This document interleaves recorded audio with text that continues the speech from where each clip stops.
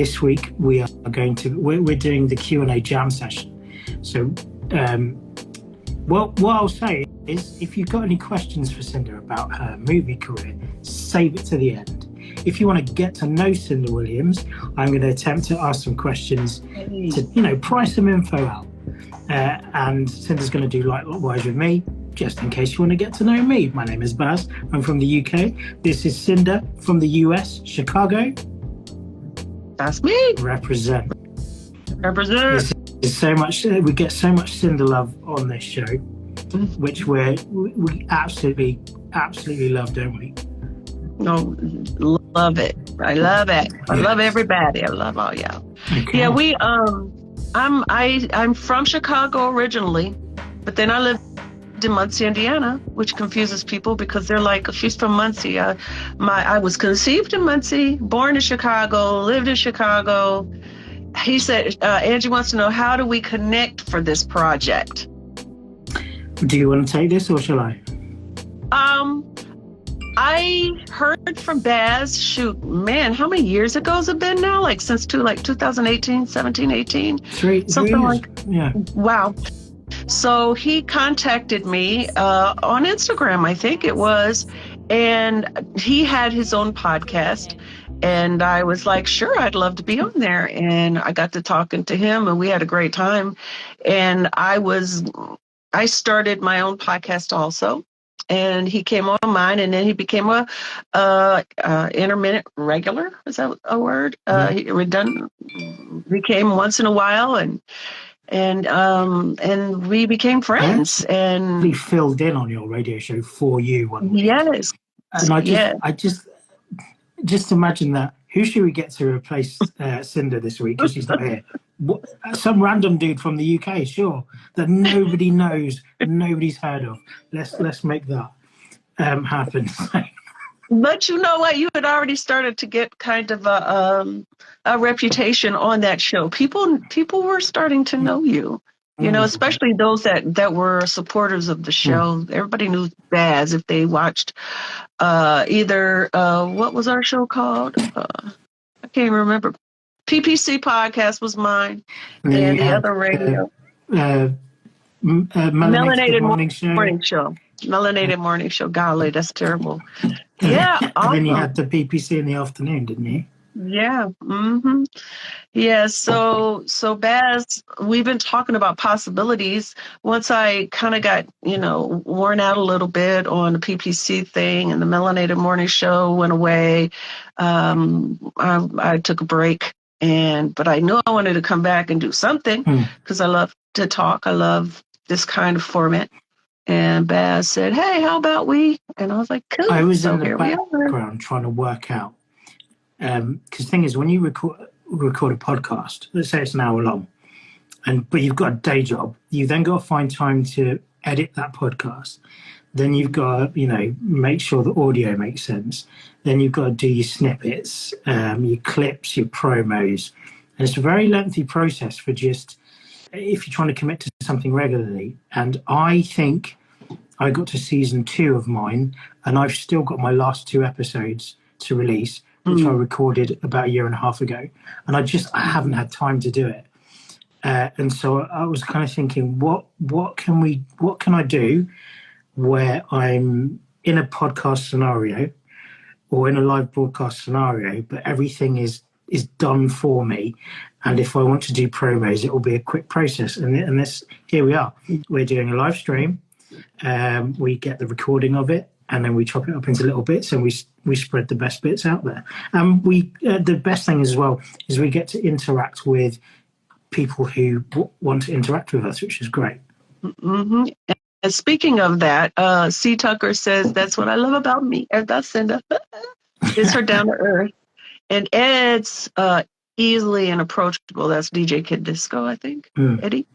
I'm glad you took that break and moved on. Thank you. So am I. I needed it.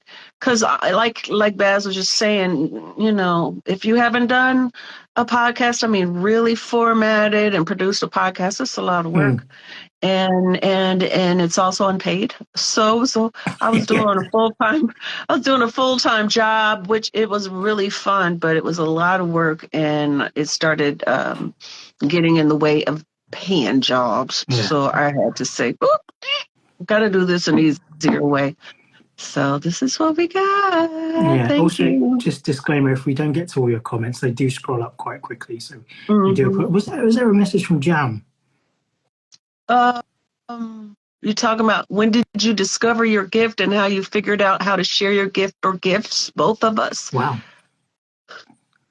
Go Bazz. Go Bazz. I don't think mine is a gift. Yes, it is. Okay. My creative process then, yeah, it starts up here. It's all imagination. It's all daydreams, and every so often I go, oh, I can hook this into this, into this, into this, and it is sort of painfully going through media as it changes. So when I was a kid, it would be recording voices into tape recorders and making crude radio shows that way. I mean, say radio shows, they were never broadcast, they were just recorded onto tape. And then making music demos, and then that became, doing actual radio. And then, sort of getting fringe bits on TV, and there was an extra in a movie. I did some sort of live theatre. And all the while, I'm just kind of threading. And now we're in this social media age. Everything's digital. My day job is digital. I'm a digital creative. So you kind of look at everything, and you kind of you start to build a path. And you kind of just go, oh, I'll plug myself into this. I'll plug myself into this. So like yourself, Cynda, I'd imagine even just doing this, there's probably about sort of 5 parts of my creativity that I'm using. Mm-hmm. Mm-hmm. Yeah, I had a very creative family. Angie knows my Uncle James. He was probably, besides my mother singing to me, singing with us when we were very, very young, my uncle was a professional singer, and I started learning how to sing with him, and there was just nothing in the world that brought me more joy than singing. And kind of a self-help that I didn't realize I was doing is I talked to myself out loud when I was a kid. Yeah. I had so many cousins and my brothers and stuff, but I was the only girl for a long time. And I've been shy my whole life. You wouldn't know it now, but back in the day. And so I didn't really have friends. So I talked to myself a lot. And that became the precursor for a career in acting, because I learned how to be other people, because I wouldn't just be me in the conversation. I would have a full-on conversation with myself and whoever I was talking to. And did those other whoever you were talking to, did they have a voice? Like, did they have different accents? Did they, talk with different inflections?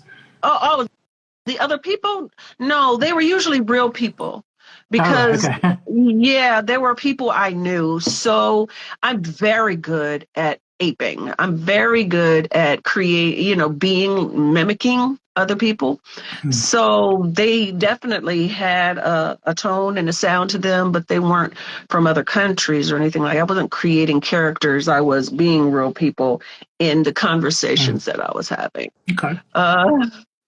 Yeah, he said, C. Tucker said, it's hard to believe you're such a personal, friendly person. Yeah, I mean, why is that hard to believe?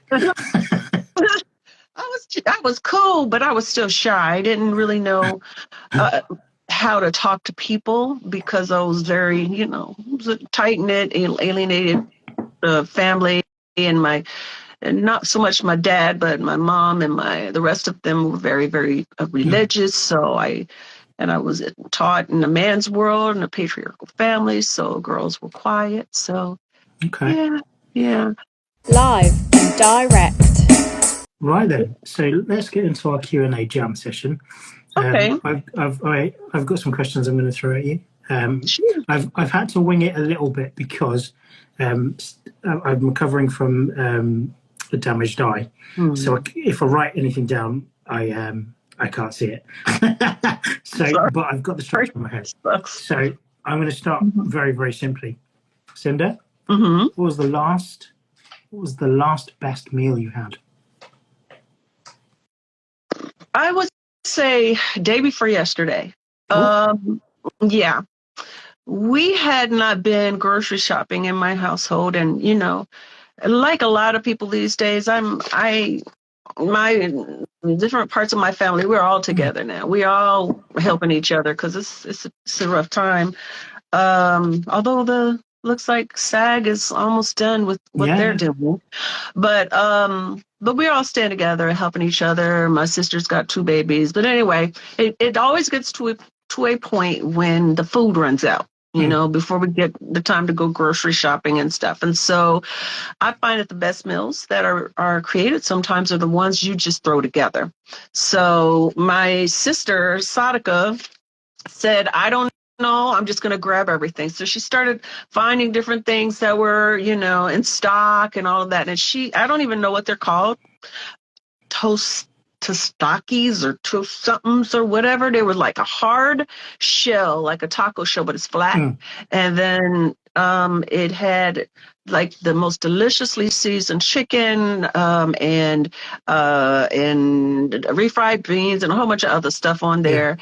And we were floored at how delicious it was. And she doesn't claim to be a phenomenal cook, although I think she's a great cook. It's not her claim to fame. She's a great lawyer.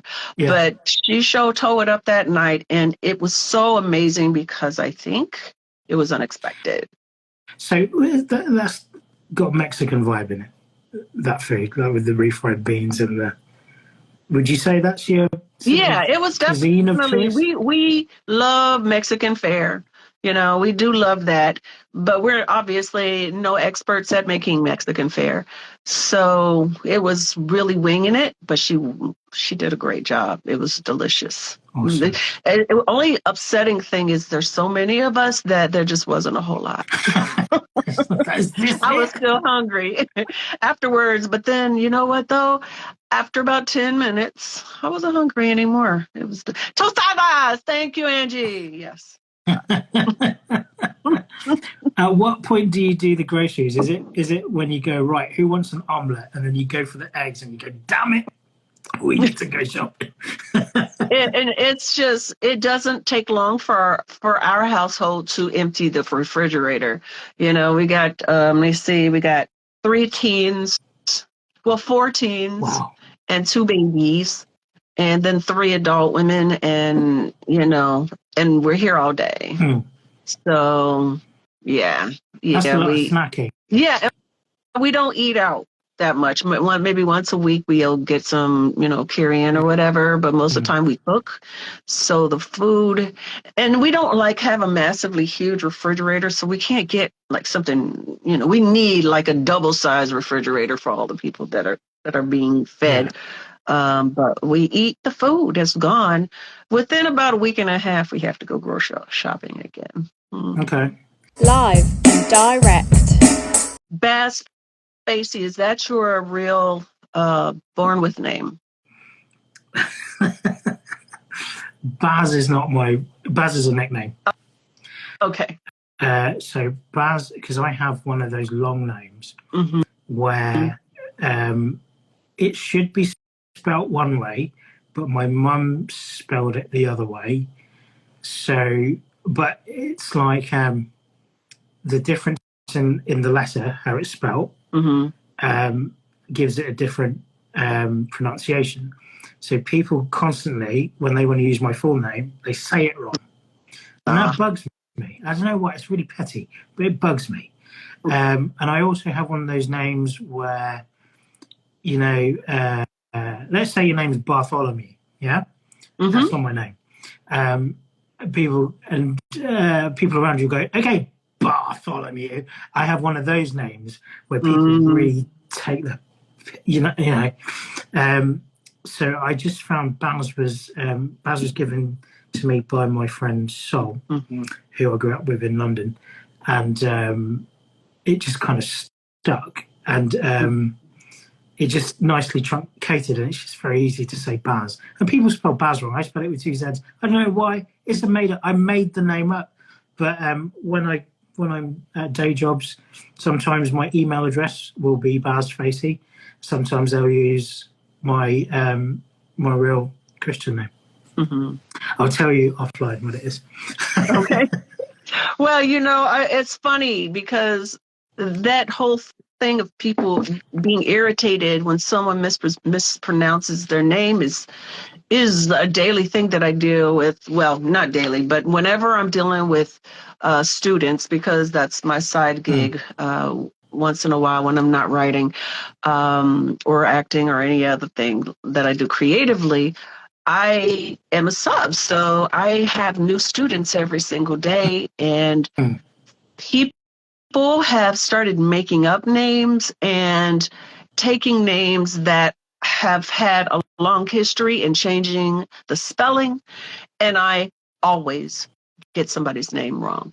Always, every single day, and they get very angry about it. And so it got to the point where I was like, look, I'm seeing a good 200 kids a day. That's first off. And I don't know you. I don't know any of you. And I've never seen your name before. And if I have seen your name before, it might have been a month ago. So I started apologizing before I even start. I'm like, hey, everybody, please forgive me if I mispronounce your name. And you can correct me. That doesn't mean I'm going to remember, but you can correct me if you'd like, but be nice about it, please. Yeah. Well, absolutely. I mean, people are precious about their identity. And Angie said Bazz is a great nickname, so Angie's my new favourite person. It is. I mean, you just seem like a Bazz to me. My parents are like... It fits you. Yeah. They're like, are you insisting on calling yourself Bazz? I've got so many names I can't count. I've had so many names from so many different people that, I'm always turning around, and that might be me they're calling, but none of them are common. So a name, but the only thing that makes me mad is when people call me Lucinda. When they call me Lucinda. That makes me mad because it's an assumption. Yeah. And there's nothing in writing that says my name is Lucinda. There's nowhere anywhere that my name is Lucinda, but arrogant people will come up to me that recognize me and go, Lucinda, how are you? That makes me mad. I'm like, would you stop it? You don't know me. My surname as well. It's very easy. Right, it's Face with a Y at the end of it. It's Facey, yeah? But if I go anywhere, I will get called Mr. Farsi. Okay, Mr. Farsi, your medicine is ready. And it's like, how, like, it's Face with a Y on it. Like, if it was Smile with a Y on it, it's Smiley. Face with a Y on it is Facey. Like, what's going on? Maybe they just think it sounds really fancy and they're trying to, like, lift you up or something. Yeah. I don't know. Live and direct. Keeping on the school vibe, because you mentioned, sort of teaching. When you were a student, did you have a high school crush? Whether it be student-related or celebrity-related? During high school, no. Honestly, and that's just the truth. I was only allowed to go out with one boy a year until my senior year. And you know what? That's not true. There was a boy. There was a boy that I had a crush on starting in freshman year. He was in my same grade, and he was very handsome and tall. He was a jock. He was a basketball player. And he never talked to me. Never. He never. And like I said, I was shy. So I wasn't the type of girl that's going to go, hi, my name is Cynda or Cindy or whatever. Hi, how are you? That's not me. You're right. So I just had classes with him, and it's like, oh, boy, he's so cute. But he never said anything to me until my senior year. This boy who I did a play with, who just happened to be a white guy, asked me out. And it was the first boy besides proms who'd asked me out. And I was like, okay, cool. And we became very, very, very good friends. And And that guy that had had a crush on for the entirety of high school found me and told me off. He's like, what? We're not good for you? We're not good enough for you? You've got to find you a white boy? And I was like, I haven't liked you since freshman year. Get out of my face. And then he was married the next year and still is married. Wow. Yeah. Very intense. Very intense. Yeah. He married a girl from high school that he had dated, and I think they're still together. So he made the right choice in not speaking to me. Wow. But I just thought it was funny that was the first time he ever said anything to me. Wait, was to go off on me. He had a crush on Marlon Jackson. Oh, that was Angie. Like, of all the Jackson, Marlon? If I had a crush on somebody that was a star, they were always comedians. Yeah.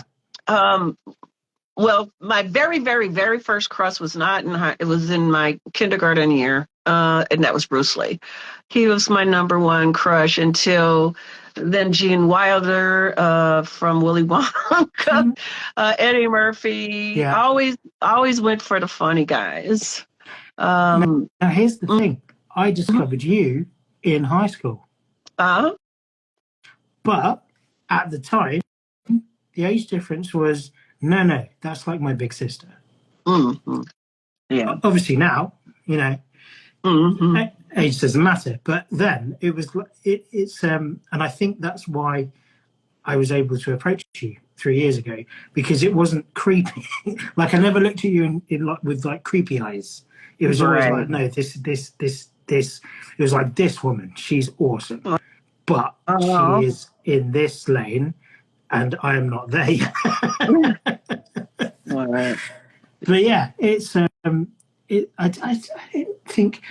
even think I have crushes. I think I think you have infatuations, and it's sort of built on intrigue. Like I'm intrigued by people, right? And I kind of borderline. I obsess on people, and then I get to know them, and I go, cool. I've satisfied that sort of urge to get to know you as a person. You know, I just remembered there was another boy that I liked too during high school. My uncle and aunt were very active in our church, and also thought it was important, of course, to work in the community and everything. And they started taking all the kids from the church to the children's home. And there was a boy there that he was just the sweetest, nicest guy to me. I mean, not to me personally, but just to me, in my opinion. He was just the sweetest, nicest guy. And I was like, oh my gosh, I had such a crush on him. And he had no interest in me. None. And I actually talked to him once about it, and he was just kind of like, oh, you're like my sister. And I was so hurt, because I was like, why doesn't he like me? Oh, what's wrong with me? What's wrong with me? Those are my favorite words. What's wrong with me? Because boys never seem to like me. And then it turned out my uncle and aunt ended up adopting his whole little 2 families of kids that were in the children's home. And so he was not gay. And he ended up becoming my cousin anyway. Yeah. But before that happened, I really liked this guy, and he just wasn't interested at all in me. I wasn't his type. The girl that he actually was in love with, that he was into at the time, she was a beautiful girl, but very different than me. Very different than me. So I just wasn't his type, I guess. So, and I'm pretty sure you've got a lot of admirers for whatever reason. Well, when I was a kid, I really didn't see it. I didn't feel it. I didn't know it. A few years ago, I went to Indiana to visit my sister, and so she had a work thing and she invited me to go. And so we all went out to eat. And there was this couple there, and the guy, he was just really weird to me. And he was just saying the strangest, most familiar things. And they were obviously, as a couple, hitting on my sister. They were trying to hook up with my sister. They were swingers, I think. Wow. But he was talking to me like he knew me. And then finally he was like, you don't know who I am? I was like, no, I'm sorry, I don't. He's like, I was in the same grade as you and blah, blah, blah, blah. And you wouldn't give me a second look. But now I'm a millionaire and I don't think you are. Oh, wow. So arrogance then. Oh, that's what he was leading to. First of all, I don't know who you are. And second of all, you look 30 years older than me. And fourth of all, I could give a crap about your millions. Wow. Oh, that's crazy. Mets fan. He says this topic is ironic since I was his crush. Oh, man, that's cool. Thank you. Yeah, it's so funny. Are they crawling out of the woodwork now? I had a friend of mine, someone that was my friend for a very long time, never, ever let on that he liked me in any way besides friendships. We were just friends. And oh my gosh, like on one of my shows, he's like, I always was in love with you. I was like, oh my God, I just never saw him that way. And think it is hard when you do. I think depending on the person you are. And I think if you're guarded or I think a lot of it is self-confidence as well. I know that if people have liked me, you have to literally write it down and give it to me on a note. So I have written confirmation. Like I just would never know. Like I'm good. Yeah. I can spot body language between two other people. So I'll be like, yeah, that person's into that person because of the way and you kind of see the looks but I never call it. Like when I was such a self-hater. I didn't like myself very much, and I couldn't see in me what anybody else could see in me. So I was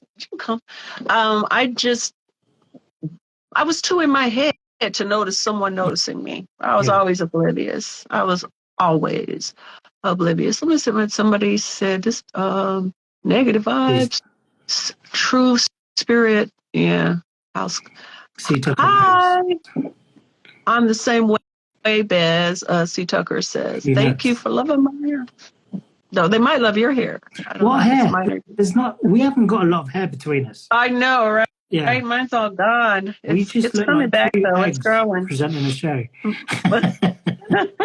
Live and direct. So, okay, I'm going to ask you a really, really weird question. Oh, Have you ever seen a UFO before? No.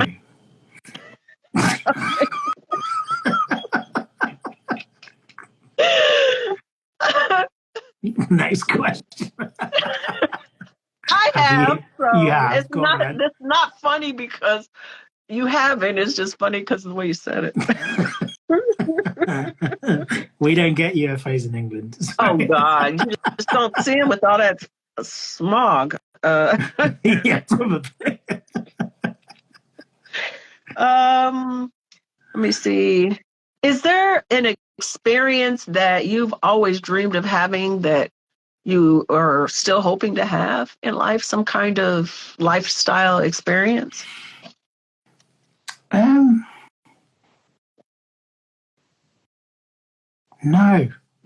And I'll tell you for why. I've done most of it.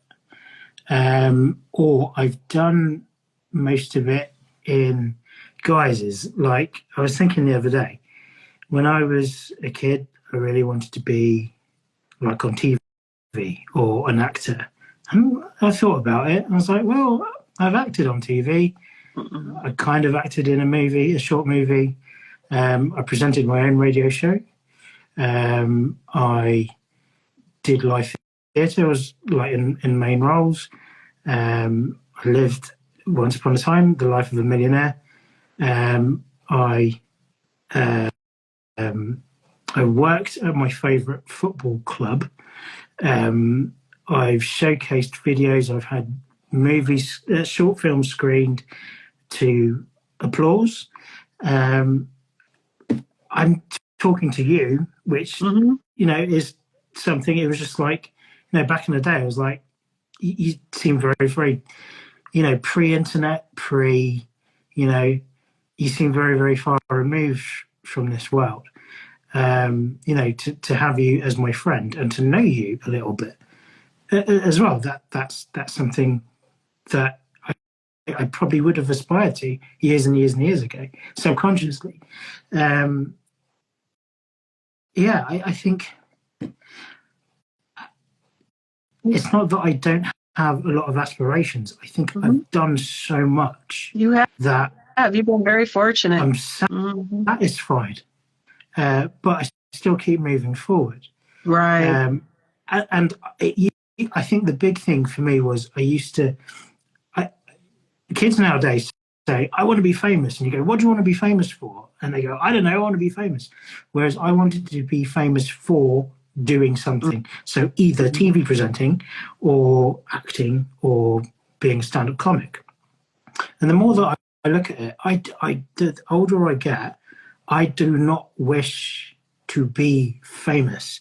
I do not wish to have my privacy scrutinized. I don't wish to be written about in that way. So that was a huge thing that just, and also I DJ as well. So I get to stand in a room with hundreds of people. Being where you are, I mean, nowadays with social media, everybody could be trolled basically. But in England, oh my gosh, you guys what is it called?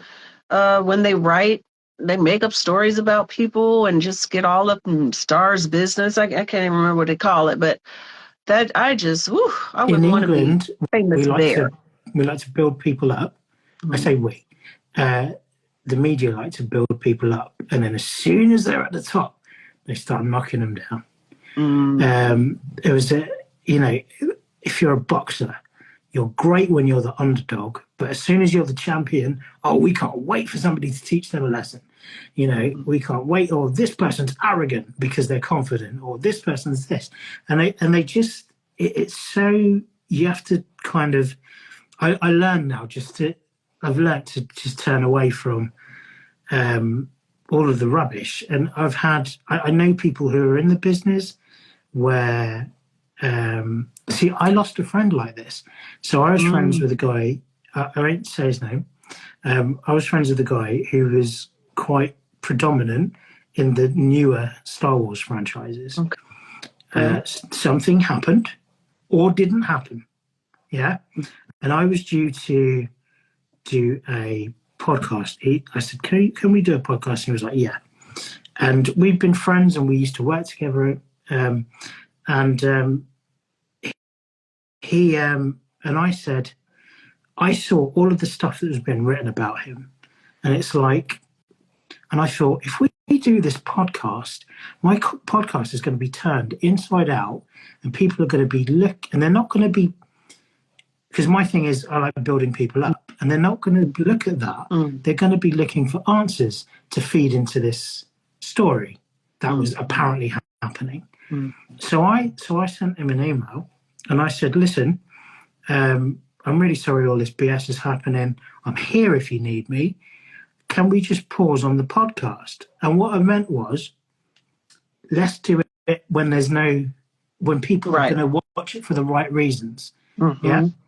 But what I didn't think was, at the time, he probably got a number of emails saying, do you know what? We're not going to, that thing that you were doing, we're not going to do that with you anymore. We're not going to do that with you anymore.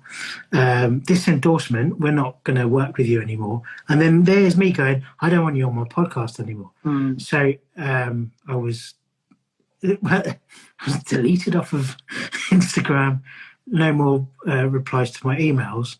And it's just like, I lost my friend. And all I was trying to do was sort of go, I don't buy into this media BS. So I'm trying to stand with you. But I felt like I lost my friendship to that. And then I kind of thought, imagine if that was me. Like, how do you handle that? And You know what I'm saying? Mm-hmm. Like you probably have a lot of... I was talking to my sister about that today, because when people start knowing about you, there's going to be people that love you and people that don't, and people that want to see you fall, people that want to see you rise. It's just the way it is, because once you're in the public eye, somebody's going to talk about you, and you want them to talk about you. And thank you. And you just have to get to the point where you just really don't care what people think. You just got to know who you are. You just got to know who you are, and without anybody watching, who are you? Yeah. Nobody knowing what you're doing, what you're thinking, how you're, who are you? And be comfortable with that. And it doesn't matter what anybody else. I mean, shoot, back in the day, Billy Bob and I had 4 kids and lived in the Appalachian Mountains, and I married him for his money, and I married him because I wanted him to make me a star, which was all very hilarious and none of it true.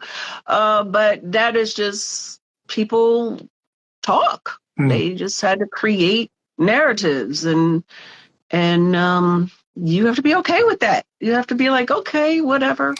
There are people out there that are going to believe this. People are going to believe that, and it doesn't matter what they believe as long as you know what you know. Yeah, I guess. Yeah. Mm-hmm.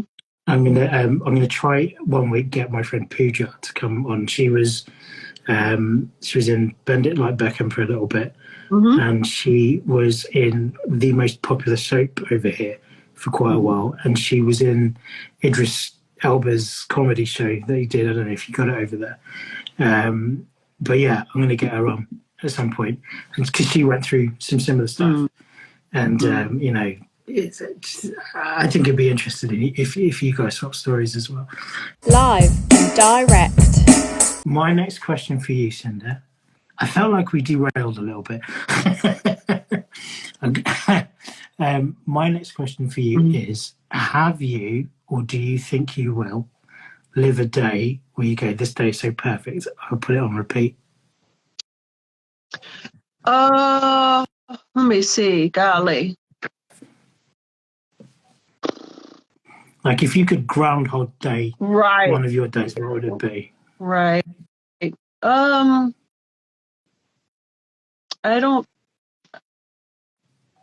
I've had a lot of those moments with my my daughter. I've had a lot of those moments with my daughter where I was like, oh my gosh, I can't ever forget this moment.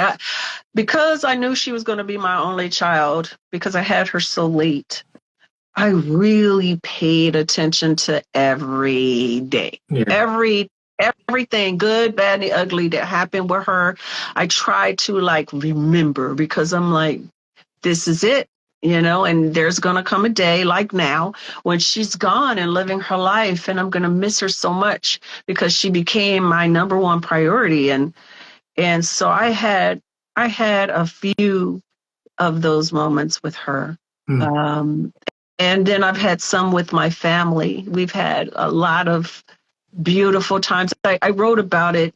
I think it might have been in Pink Penny Confessions 2, the book that I never put out.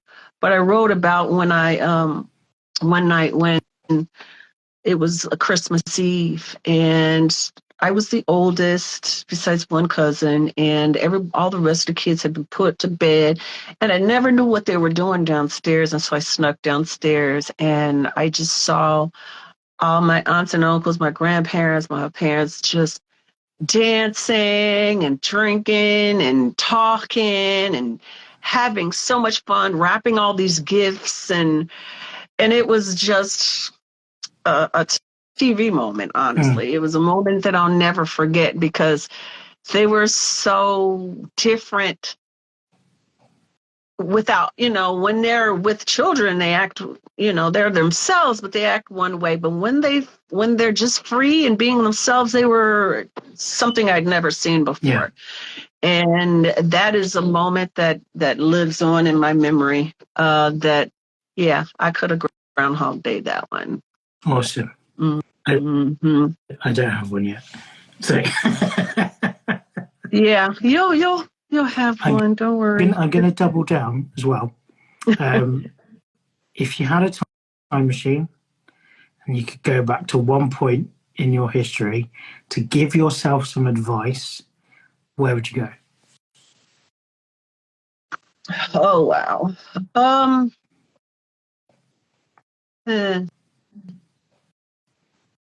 There's a couple of things that happened to me that were pretty crappy that I would have walked away from relationship-wise, and I would have followed my gut and watched the red flags and said, Yeah.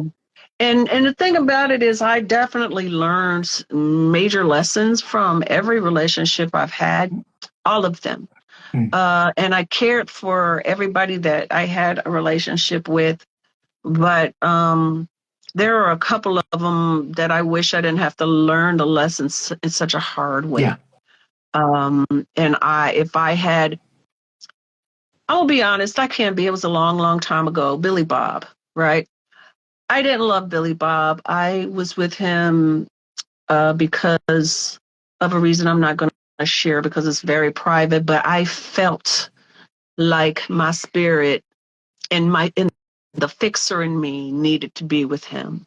And I did not want to be with him, and I did not want to marry him. And when we got married, I cried the entire day. I moaned and groaned, and not one person said, you don't have to do this.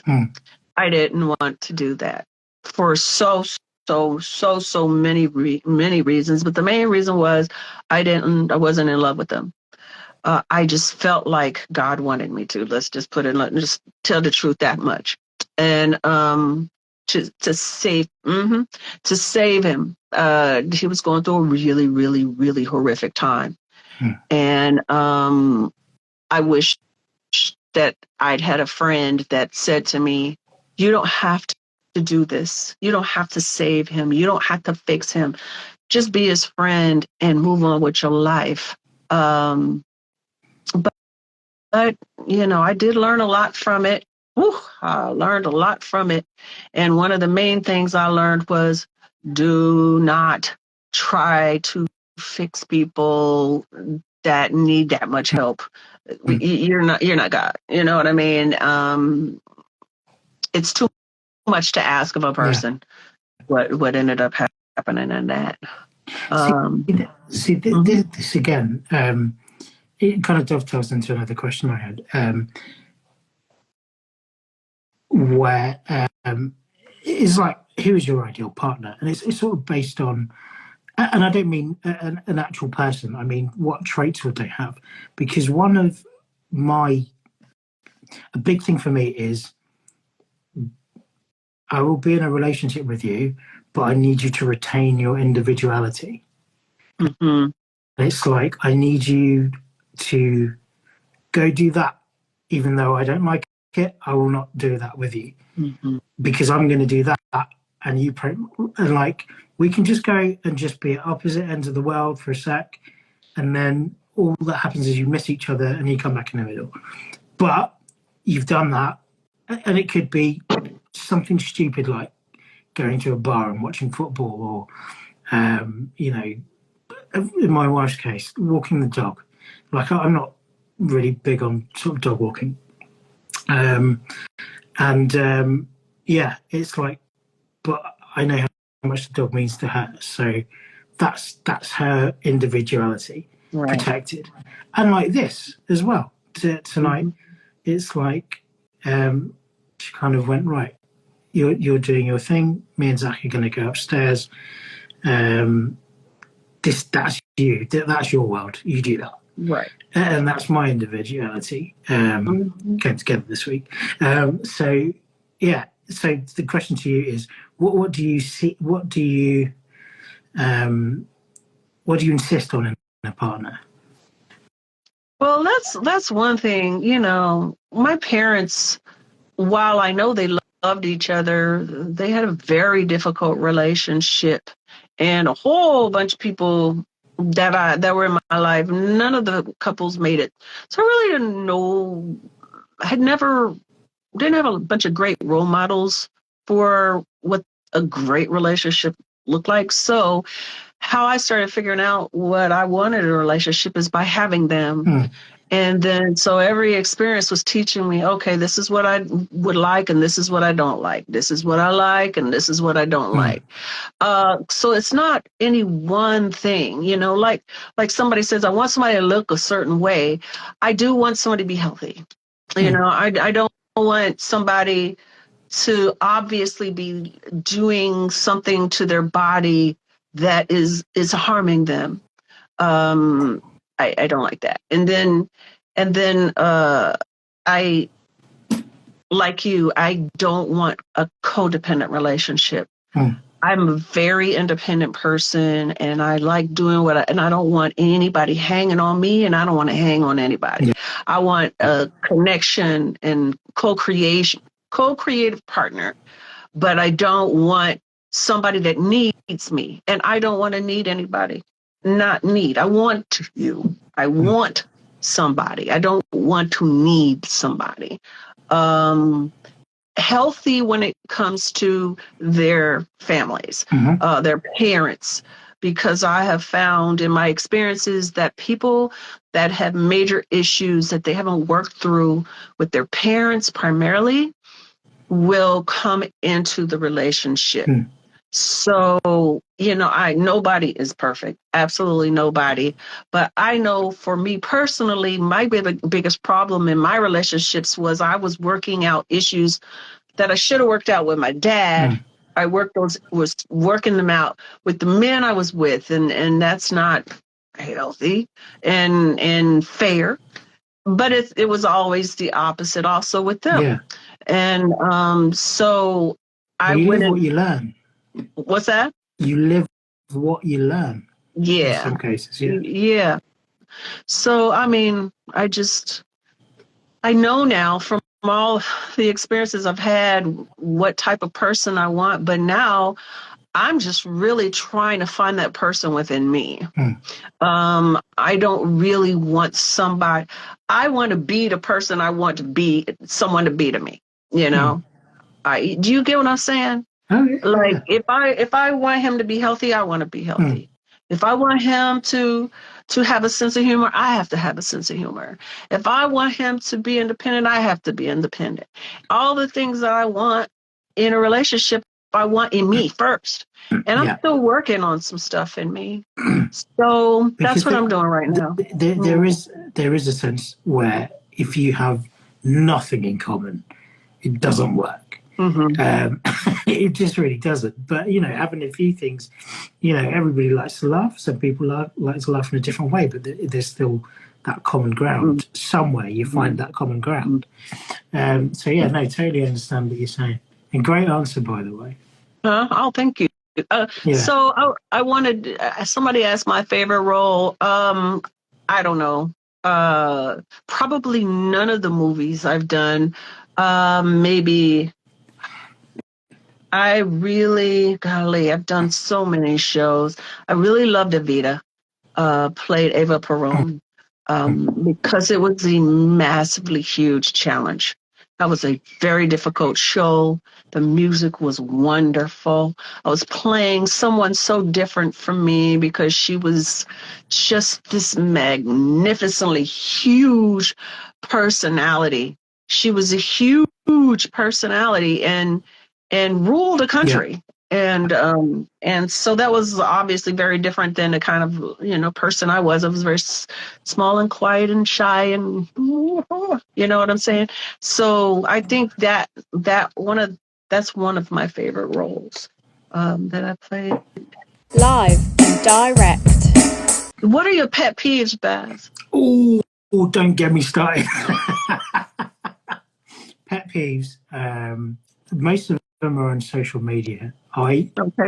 People, they post one thing, but they contradict themselves. And the biggest thing I found is a lot of people will say, support your local businesses, support your local businesses. And then within their friend circle, somebody will go, I'm a local business, and they just get ignored. And I do it. I say, I am DJing at such and such and such and such and such and such. And I just get, what people don't realize is I'm not showing off that I'm DJing, or I'm not showing off that I'm going to be doing this. It's like, I need you to come into the bar, because if you come into the bar, the manager says, you've got a following. That's all I need you to do. And that gets me employed for the next week. And it builds me, whereas that is my local business. Another thing is support of mental health. People say you have to be aware of this. But when you're going through a bout of depression, nobody pays attention to you. I've found that. I've found that. So yeah, social media is a pet peeve of mine because of how people behave on it. Even down to people delete you off of social media and they think, oh yeah, he's gone or they're gone. And it's like, I'm still here, I'm alive, just because you deleted me. And then you kind of, I bust people's balls because I think it's funny. And I go, oh, how come you deleted me? And they're like, oh, don't take it personally. And you're like, well, you kind of just suggested you don't want to talk to me ever again. How is that not personal? But I get it. But I just think people kind of go into social media and it turns them stupid a little bit. And you know, if you've ever been chastised on social media, or somebody started an argument with you, or you just see this hate or people airing their dirty laundry, you think about how social media started. It was just to, you know, check out what your ex was doing. You know, yeah, that's my pet peeve.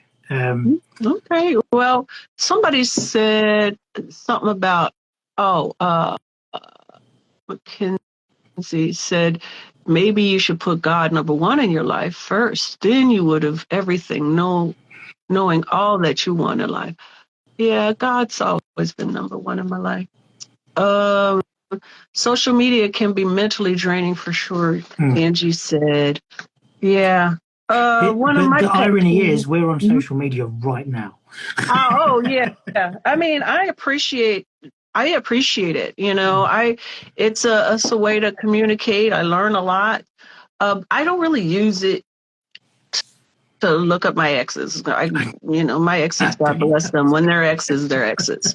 I don't care what they're doing. But I use it like this for communication and hopefully try to uplift people. I'm not really for venting that much. I'd rather do that privately. And body odor. I have an issue with con artists. Yeah. I can't stand manipulators. People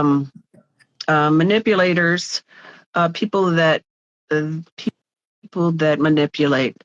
I have an issue with cons because I'm very I can discern that kind of stuff pretty well, and especially when children do it, you know, you can tell that they do it for a reason. They don't do it because they're bad. They do it because they have found it's the best way to get what they need. Yeah. You know, but it drives me nuts. I can't stand it when people manipulate and con, you know, like this is something like simple, like little kids, like, man, now they see you chewing gum, right? Oh man, my mouth is so dry. Instead of Can I have a please? May I please have a piece of gum? Oh my God. My gum I did this. is, my mouth is so dry. This happened the other day. I was doing, and Zach's schools, so Zach is my son. He was 10 yesterday, actually. And I've been doing his school's discos for the last couple of years, but I've been training Zach to play. So now all I do is turn up, I set up the equipment, I grab the mic, and he plays the music. Yeah. Mm-hmm. So the organisers always get Zach a little something for, doing the work. So they got him. I don't know if you've cottoned onto this drink called Prime. Right. So there's this drink called Prime. They're like fruity hydration drinks, invented apparently by a guy called Logan Paul or KSI. I don't know. Wow. I don't know these people. You know a lot of information about stuff like that. I have a 10-year-old kid and a wife that's constantly reading tabloid. Tabloids. That was the word I was trying to think of earlier. So they come in a range of flavors. They were vastly overpriced when they came over here, but now they're like, the prices have come down. And kids, they're like, it's like the equivalent of when people used to drink Cristal and they'd just be swigging it out of the bottle. Like, look at my Cristal, but they're kids' drink. And the organisers came up to me and said, here's 2 bottles of Prime for Zach, which he obviously went nuts at. He was like, oh my gosh. It's like, it tastes disgusting. Do you know what they taste like? They taste like they should have vodka in them, but they don't. Oh. Yeah? That's what they taste like. Like a mixer. Yeah. So I had this down. This kid came up to me and he went, you've got Prime. And I was like, oh, yeah. And he was like, wow, you got Prime. And I was like, yeah, there's Zach's. And he went, oh, yeah. Yeah, I like Prime. And it was this awkward kind of, I was like, I'm not giving you, like, do you know how much one of these bottles costs? Like, but it's that thing with the chewing gum. My mouth's really dry. Oh yeah, and it's just somehow they have found that just being direct and honest is not the route. It's easier to manipulate. And because I would have said no if you'd have asked for one. Exactly, and see that's that is how. Yeah. Wow. Is somebody pitching woo to you? I'm sorry? Is somebody... I can't read it. All I can see is... You never know. You never know. What is your first name? I'm sorry to keep calling you Mackenzie, but you never know. I haven't met you face to face though, Bazz, because you live in another country. I'm hoping I can get over there and meet you face to face. I feel like I've met you, known you forever. It'd be really funny if we met and just didn't get on. Like this was enough. Yeah, I doubt it though. I have a. Or like the conversation. I think that energy can transmit through the vibrations this way. Also, I think you can. I can tell. I'm like, ooh. Here's the question. Question. If you came to England, and I said, right, 2 off, what are we going to do? What would you like to experience in England? Well, I'm an outside girl, so I really, really want to see the most beautiful spots outside. And I want to see the spiritual places that, I just want to experience everywhere I go. There are places like that where there is, if you feel the positive energy. And then I have to go, is it called the West End? Yeah. I have to go there. I want to see a show there. I want. I mean, the West End is just a dirtier Broadway. Yeah, and that sounds so fun to me.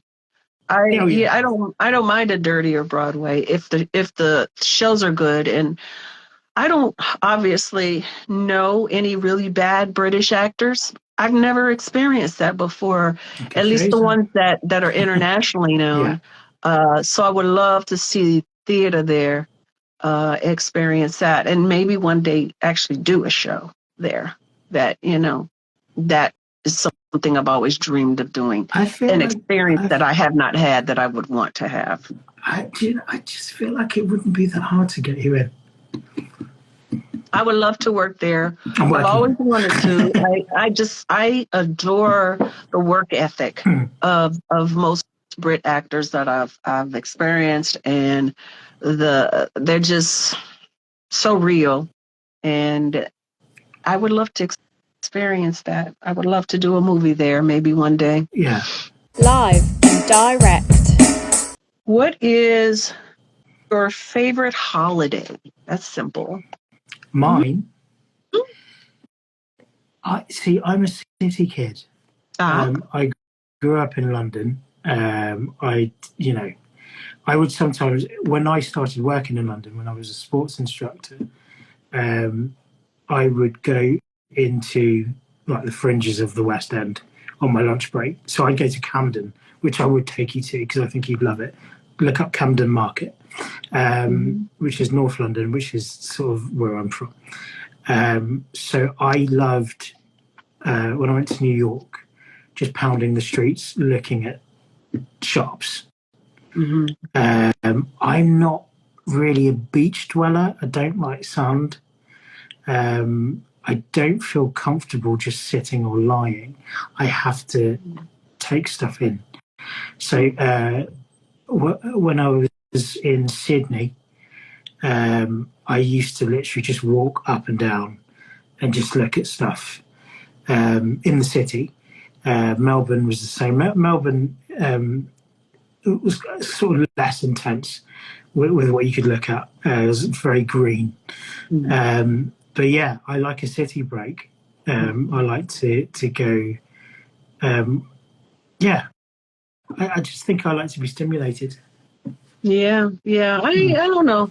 I have my moods. Sometimes I want that beach, and because I love, to me, sitting on the beach and listening to the waves and the birds and the people and that is a beautifully peaceful feeling to me. But then at the same time, I want to feel the excitement and the energy in the city. That's why I loved New York. I loved it when I lived there. And if I ever became a cajillionaire, I'd get me a place in Brooklyn because I love it there. Okay. But that wouldn't be my only place. I couldn't live there full time. I have to live where there's trees and green and birds and animals, and I'm a nature girl. Javante, thank you so much. Love Caught Up. Favorite movie? Right. Wow. So let me just stop you there because we're kind of out of time. I'm going to let this guy in. If it all goes pear-shaped, we're just going to end it. Okay. Okay, so this is Javante. Javante. Hey y'all. Good. You good? Hey. I wish I could see you. Good. I for some reason I just can't see either one of you. So that's a bummer. But how you doing, man? I'm doing good, Cynda. Yeah.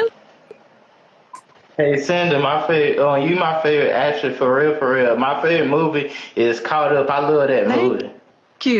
Thank you so much. You're welcome. I did love doing that movie. I didn't love the movie, but I loved doing that movie and everybody involved.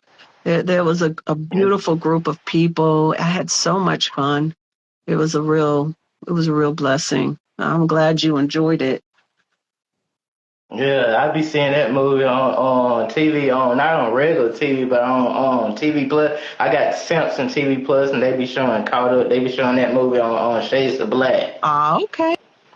Where are you from? Yeah, where are you from? I'm from Covington, Georgia. I stay in Covington, Georgia. From Covington, Georgia. Huh? Wow, That is literally the my hometown. greatest accent you've got as well. Yeah, I love it. That's why I asked. Like I like the way that tastes when it comes out. You know, it's like, yeah, I'm going to learn how to talk like you. In fact, Yeah, all these accents. I'm the only one that doesn't really. Do I have an accent? Yeah, you do. Some people say I do. To me, I do. Oh, okay, all right. Yeah. Do you have any other questions, Avante? While we here? Yes, I got a couple more questions, Cynda, if you don't mind me asking. Hey, Cynda, where you reside? Like, where you stay at recently? Where you stay at? I mean. Well, I'm kind of a nomad. I have a few places I reside, but where I spend the most of my time is in Chicago area, where my family is. Most of my family is in Chicago, so that's where I was born, and most of my siblings live here. My extended family primarily live in Georgia, believe it or not. And so I come in and out of Georgia to see my family there, but Chicago is where my siblings are, and so yeah, that's my hometown, man. Okay, Chicago, Illinois. So you got family that stay in Atlanta, like Atlanta, Georgia, somewhere? Lots of family, in and around Atlanta. Yeah. Mm-hmm. Okay. Yeah, I've been out there in Atlanta a lot of times. I'll be like, man, I'm stuck in Georgia, man. I'll be like, I want to go somewhere, but my auntie, her husband talking about going to Las Vegas next year, and January next year. I said, I'm gonna try to go to Las Vegas. You should. It's fun. I mean, if you like good music or good shows, and you like to gamble, and a lot of lights, and a lot of drunk people drinking on the streets and getting high on the streets and doing everything, and taking baths in local fountains. Yeah, that was my last experience in Vegas. It's beautiful. Yeah, Georgia is a beautiful state. I love Georgia. It is gorgeous. It's a gorgeous place. I'd like to ask you the question that we kind of kicked off this episode with, and I'd like to ask it to you because I'm curious. What was the last best meal that you had to eat? Last best meal I had to eat. I would say I was eating some chicken. Collard greens, and cornbread. That was good. That was a good meal I ate. I love that. One of those. Yeah, I was like, man, this is so good. Yeah, amazing. That sounds like my kind of favorite meal. Chicken, collard green, cornbread. Amazing. Well, do you have any more questions for Cynda before we wrap up, sir?